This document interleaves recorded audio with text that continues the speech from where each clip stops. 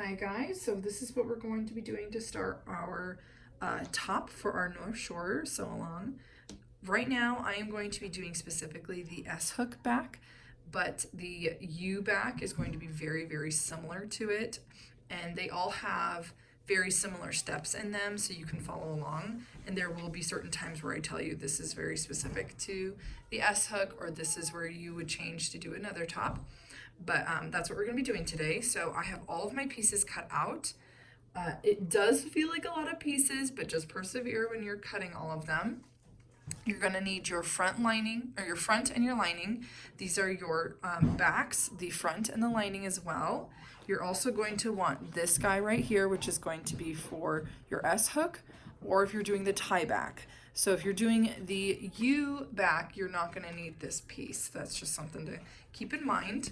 Also for this, you're going to need this under band. And also, since I'm doing the S hook, I have my S hook right here. So we are going to get started with that. These are also my elastics. We'll talk about those later. So first things first that you're going to want to do, I'm going to move these guys out of the way. You're going to, first thing, you're going to want to take these guys over because you're going to want to either put your dart or your gathers in. So I'm going to do a dart for mine, but you can do the gathers as well. Gathers are very easy to do.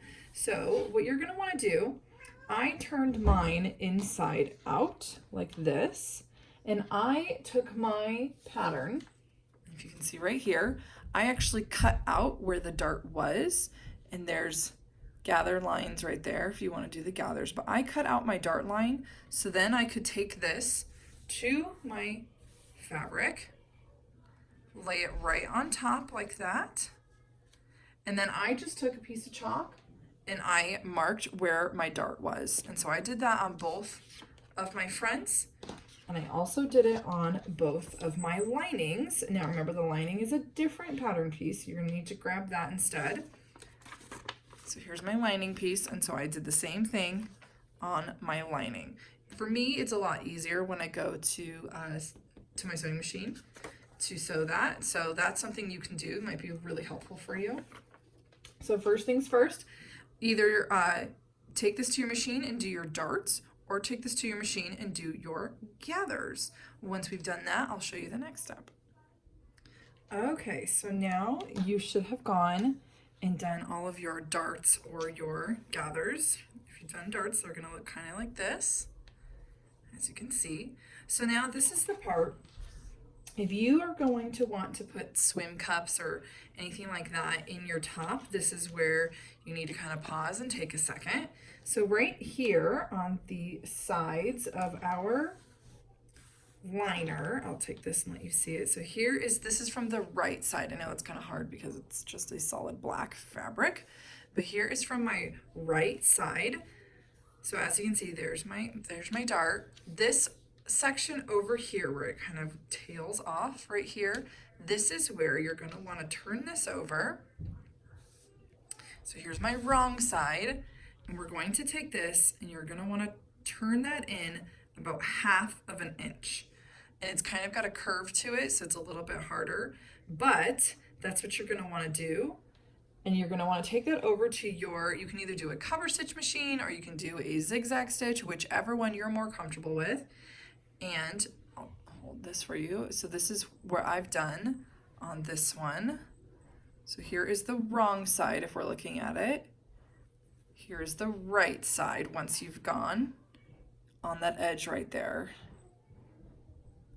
So that's what you want to go do, is go take that over to your machine and do both of those on both sides.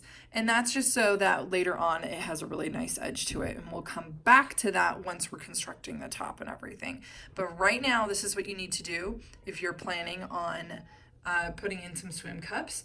If you're not, you don't necessarily have to do this. If you don't plan on using any sort of swim cup or anything like that, padding in there to stick in, then you don't need to worry about this and just leave it open because it will get sewed shut when we do the top construction. So go and do this, and then we'll move on to the next step. Okay, so now we're going to start constructing our top together. So can seem a little confusing at first, but don't worry, just take it one step at a time. So first things first that we're going to do is you're going to take your back and you're going to lay it right side facing up at you. So I have the S hook back right here, but it would be the same with the halter back or with the U back. So you're going to take it and lay it right side facing up at you. The next step that you're going to do, you're going to take your the front main, and lay that down on top of it like that. You kind of pull that out of the way so you don't see it. So there's the front on that side too. Now is when you're going to take your lining front, but you're going to lay it so that the wrong sides are going to be touching. So wrong sides, wrong sides.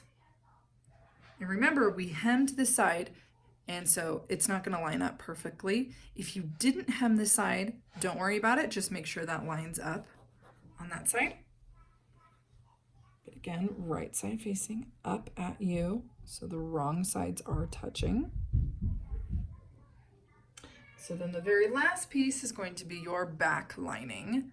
You're going to lay those together like this.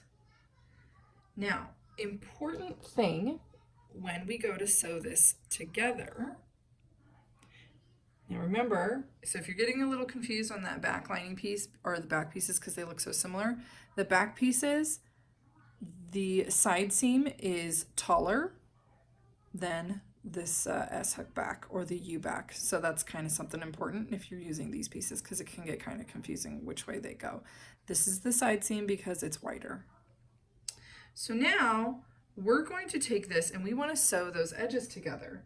But the important thing to remember when sewing these edges together is that you don't want to catch this piece in here because we want that to be open, correct? If we're going to put in cups or anything like that. If you didn't do this piece and you don't want to put cups in, then you don't need to worry about this part. So you're going to take this and we want to make sure that doesn't catch together. So how I make sure that doesn't catch and how this piece isn't floating around. So you can line this piece up, your lining with your front, and put like a little clip in here. Do the same thing on the bottom. A lot of times I line up the darts or your gathers. Make sure those are lined up with each other. Pull that up a little bit for you.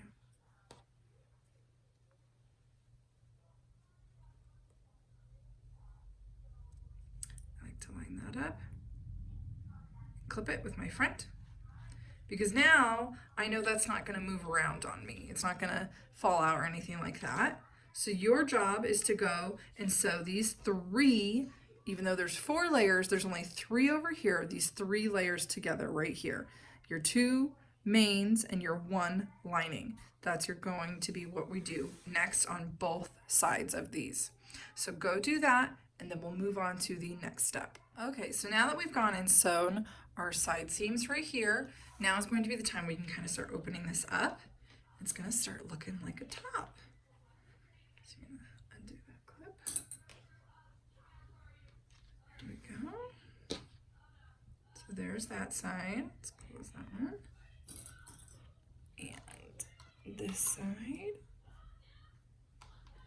like that.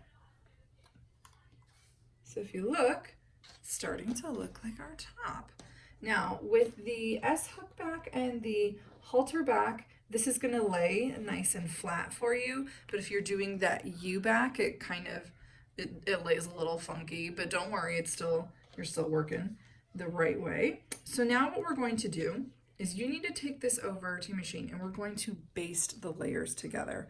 Normally I hate basting and I avoid it so much. I will cut so many corners, which, doesn't always work out. But in swimsuits, I really, really, really recommend to definitely baste. It's going to make a world of difference with sewing. So you're going to want to baste these layers together. So I would just pick a corner that you want to start on. Click that together. I always like to start on the ends, like right in here. Go. I will always start on one of the ends and just go around and baste.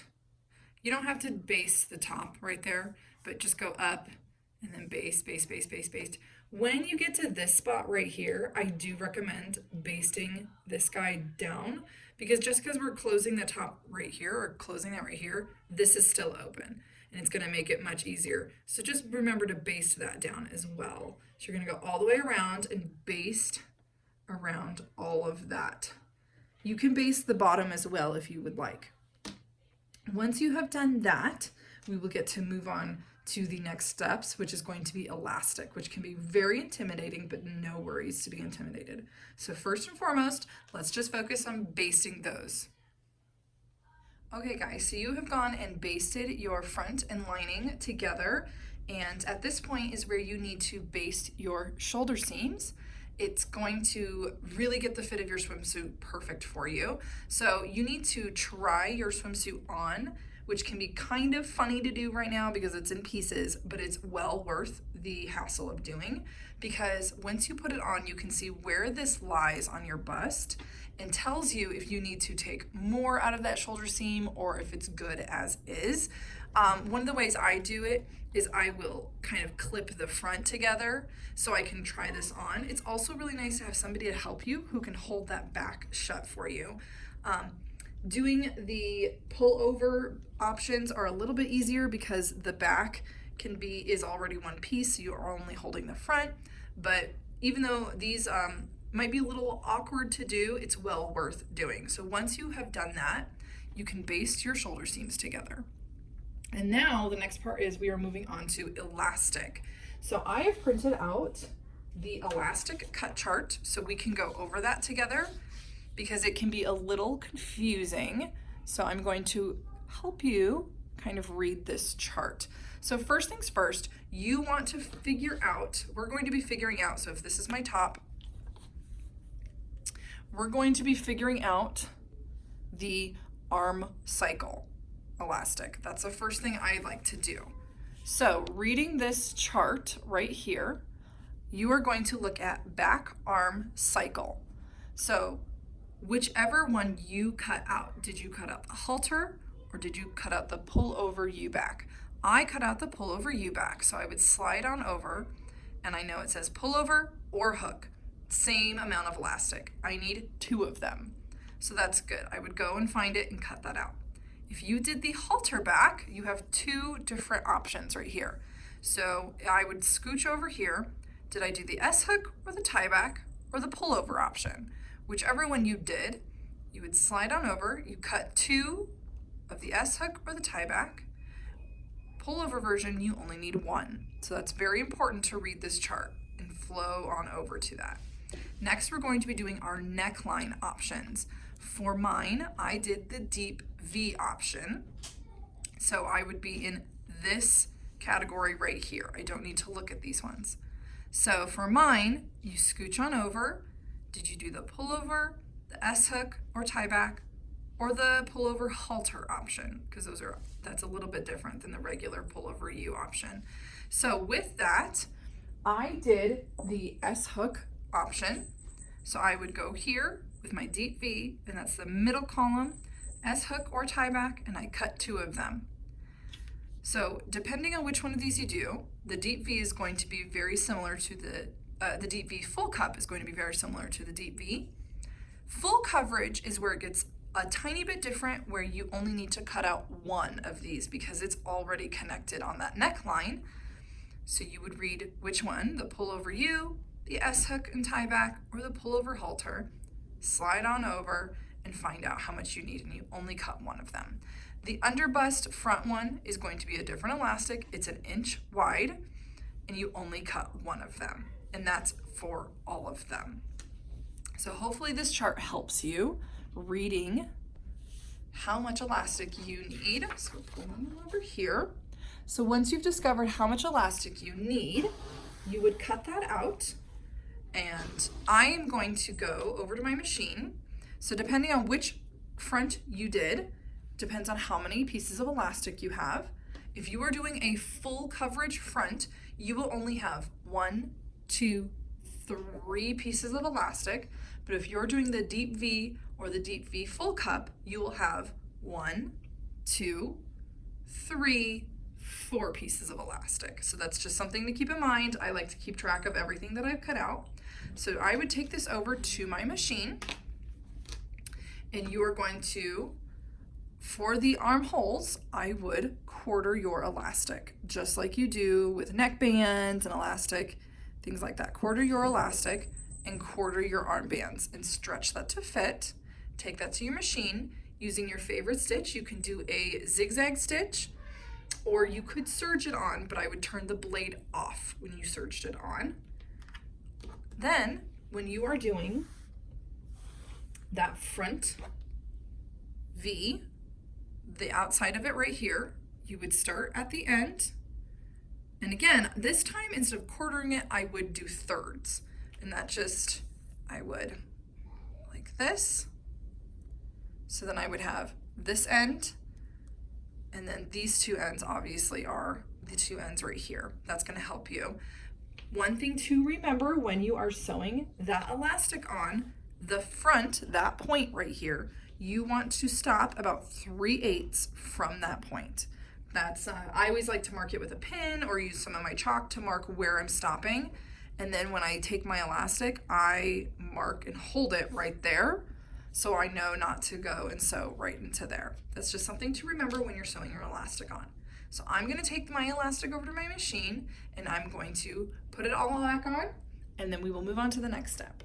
Okay, so now that we've serged or zigzag stitched your elastic all the way around and in your armholes, now is going to be the time where you're going to take this over to your machine, you're gonna turn that over, flip it over, and you're going to stitch that down. You can either do a zigzag stitch or you can do a cover stitch, just whichever one you prefer on. I would kind of play with it first to see which one you like better, because it is just a personal preference. So that's what we're gonna go do now. We're going to turn this all over and stitch it down. Once you've done that, so when both of these are stitched down, this would be the point, if you had that deep V, to put those right butted up next to each other and do a wide zigzag to kind of baste those 2 together, because then what we are going to move on to next is that underband. So let's go stitch these down, baste those fronts together, and then we'll move on to the next step. Okay, so on our top, we've top stitched everything down and we have basted that front. So we're going to move on to the bottom band of your swimsuit. So first thing, when you are cutting out your bottom band, it's very important to look at this. If you're doing the pullover or the tie back, you want to cut at this line. If you're doing the hook back option, you're going to cut at this line. So at this point, I have marked the center of my fabric, but you also want to go and mark about 1.5 inches on both sides of your ends, taking this, flipping it so that they are both sides, or right sides together. I'm gonna put a pin in this. You're gonna take this over to your machine and you're gonna stitch down to this line. Do that on both sides of this using a stretch stitch. Okay, so now that we've gone in and we have sewn 1.5 inches in on both sides, you're going to take your scissors and cut down to your stitch line, but not through it. As you can see, the first time I did, I went not quite as far as I wanted to, so I went back down the second time. So again, cut through. Don't cut your stitches though. All right, so now you're going to take this guy and you're going to turn it inside right. So this part can take a little bit. It's easier if you have a turner. I, of course, have misplaced mine. There we go. There we go. And do the same thing on this guy. There you are. So this is what you're going to have. It's going to look kind of funky, because we're not done quite yet. So you're going to have that end that's going to go into your S hook. That's going to get sewn into there. And then we have this open right here. So what I would do at this point, take these, and you are going to find your center, which is right here. And then you need to find, well, it should already be found for you, the center of your front of your swimsuit. So I'm going to just mark my center. And what you're going to do is take this and you're going to stitch this. So we're going to match up our front centers, and then we are going to take this right here. This is our end on this side, if you can tell, right here. This end mark, we're going to end with right here too. So clip that, and this is what we will stretch and sew onto here, making sure that that matches up on both sides. There we go. So once we've done that, let's take this over to our machine and do that, and then we'll move on to our next step. All right, so now that we've done that and we've sewn our bottom band on, you're going to want to take your elastic and fish it through this end and fish it all the way through to the other end. And what I would do is I would actually go through and do a little stitch right there so that your elastic isn't shifting around once you've put that all in there. So let's fish our elastic through, and then I will show you the very last steps with our S hook. All right, so now we have our elastic in our bottom. So this would be the step where you would go and put your swim cups in if you would like them. At this point, you could slide those on in. But now we're going to look at finishing up with our S hook. So the first thing you're going to want to do is on this end right here. So I've gone and I've tacked down my elastic right there so it's not going to move anywhere. And if you have any of this edge showing right here, you can tack that down as well. But this is where I'm going to go in and I'm going to make a little loop like this. And this would be your discretion how big you want that loop. Try it on, feel it out, see how big you need to make it. But once you've gotten where you want it, you would take this over to your machine and just do a nice stitch right on down that side. So go do that, and then I'll show you on the other side with the other S hook. All right, so once you have done that and created the little loop for your S hook to go into, you will go onto the other side right here and grab your S hook like so. Now, always remember to put your S hook facing down. You can see the little opening is right there for it. You always want to do it facing down, not up, because it will secure better going down into that loop than going up into the loop. So that's one thing you want to be sure of. You're going to slide that S hook into here,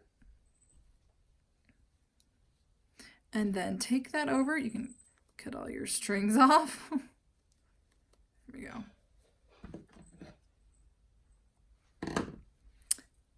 Take this over to your machine, loop that over just like you did the loop on that side, stitch that down, and you will have your S hook.